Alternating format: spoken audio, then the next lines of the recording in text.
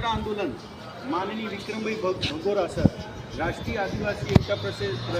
परिषद गुजरात प्रदेश प्रभारी जी के नेतृत्व में हमने भी समर्थन दिया और राष्ट्रीय आदिवासी एकता परिषद के नाम का राष्ट्रपति जी के नाम को हमने ज्ञापन पत्र दिया। इस ज्ञापन पत्र में क्या लिखा हुआ मैं पढ़ के सुनाता हूँ। महामहिम राष्ट्रपति भवन, भारत सरकार, नई दिल्ली। माननीय जिला अधिकारी, जिला अरवली, राज्य गुजरात। विषय: देश में आदिवासियों के विरोध में वन संरक्षण संशोधन अधिनियम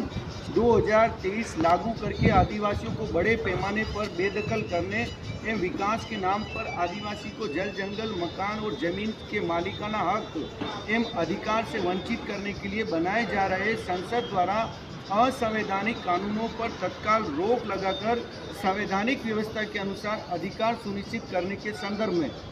महोदय, उपरोक्त विषय के अंतर्गत निवेदन है कि संविधान में आदिवासी समुदाय को अनुसूचित जनजाति के रूप में पहचान प्राप्त है और इसी पहचान के आधार पर तमाम प्रकार की सामाजिक, शैक्षणिक, धार्मिक, राजनीतिक, सांस्कृतिक विरासत को सुरक्षित करने के लिए विभिन्न अनुच्छेदों और अनुसूचियों में अधिकार प्राप्त है। विडंबना यह है कि जिन तमाम विदेशी आक्रमणकारियों से लड़ते हुए गुलाम भारत में आदिवासी महापुरुषों ने जल, जंगल, जमीन और अपनी संस्कृति को सुरक्षित करने के लिए जान की बाजी लगाई थी, लेकिन तथाकथित 1947 को मिली आज़ादी और हमें 1950 में मिले अधिकारों के बावजूद विकास के नाम पर, पर्यावरण संरक्षण के नाम पर एवं वन्य संरक्षण के नाम पर आदिवासियों को उनके जल, जंगल और जमीन से विस्थापित किया गया और उनका पुनर्वास करने का कोई ईमानदारी से प्रयास नहीं हुआ।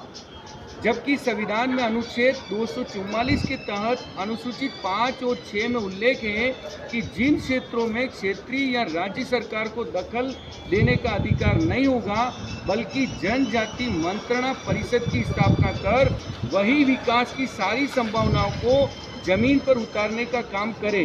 और उसका नियंत्रण प्रदेश में राज्यपाल और देश में राष्ट्रपति के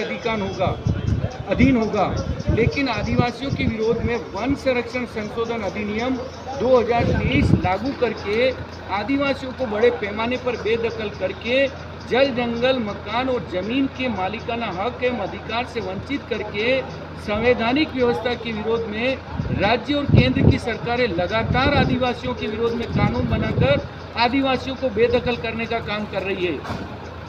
जिससे पूरे देश के आदिवासी अपने जल, जंगल और जमीन से बड़े पैमाने पर विस्थापित हो रहे हैं। विस्थापन की वजह से 5वीं और 6वीं अनुसूचित क्षेत्र समाप्त होने एवं आदिवासियों की मूल पहचान, कला, सभ्यता, संस्कृति तथा उनके अस्तित्व पर एवं पर्यावरण को खतरा उत्पन्न हो गया है। बांसवाड़ा के आदिवासी सांसद राजकुमार रोत ने यह मामला संसद में उठाकर कहा कि केंद्र सरकार द्वारा विगत 5 वर्षों में 18,922.96 हेक्टेयर वन भूमि निजी कंपनियों को खनन के लिए दी। उसमें से 16,490 हेक्टेयर वन भूमि सिर्फ मध्य प्रदेश, राजस्थान, उड़ीसा, झारखंड और छत्तीसगढ़ जैसे आदिवासी बहुल राज्यों की है। केंद्र सरकार पूरे देश की वन भूमि कारपोरेट को दे रही है।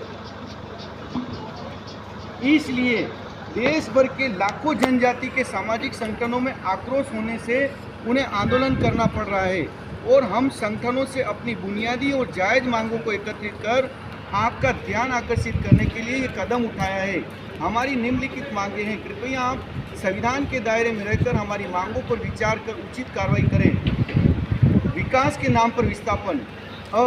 बड़े बड़े बांध बनाकर आदिवासियों को बड़े पैमाने पर 5वीं व 6वीं अनुसूचित क्षेत्रों में विस्थापित करके उन्हें गैर अनुसूचित क्षेत्रों में बसाया जा रहा है, जिससे 5वीं एवं 6वीं अनुसूची समाप्त होने का खतरा निर्माण हो गया है। इसके विरोध में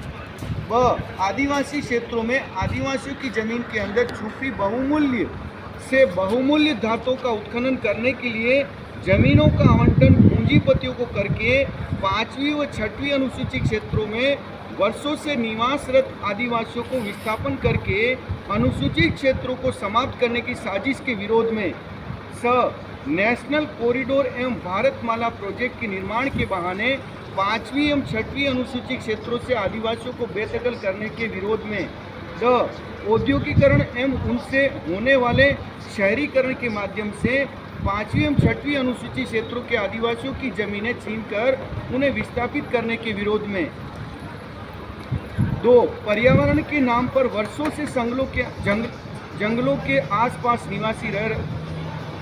पर्यावरण के नाम पर वर्षों से जंगलों के अंदर एवं जंगलों के आसपास निवास कर रहे आदिवासियों को बड़े पैमाने पर किए जा रहे विस्थापन के विरोध में।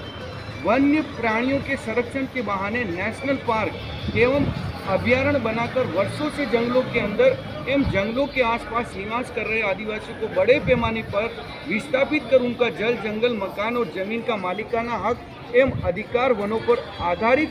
आजीविका एवं रोजगार छीन कर उन्हें पलायन करने के लिए मजबूर करने के विरोध में उपरोक्त संवैधानिक व्यवस्था के अनुसार 3 चरणों में राष्ट्रव्यापी चरणबद्ध आंदोलन का आयोजन किया गया है। धन्यवाद। इस प्रकार से हमने राष्ट्रीय आदिवासी एकता परिषद का ज्ञापन पत्र भी अरवली जिला अधिकारी महोदय जी को दिया। और साथियों, हमारे को कलेक्टर ऑफिस के अंदर पीए साहब ने पर्ची नहीं फाड़ के हमको लेट किया, इस वजह से आज हमारे कुछ साथी रिटर्न चले गए। तो हमने कलेक्टर महोदय जी को ये निवेदन भी किया है कि हमारे केवल 5 मिनट का आवेदन का काम होता है, तो सर हमारे को 2-2 घंटे ना बिठाएं। इस प्रकार से आज हमने अरवली जिला अधिकारी को ये दोनों ज्ञापन पत्र दिए। बोल 85 जय मूल निवासी।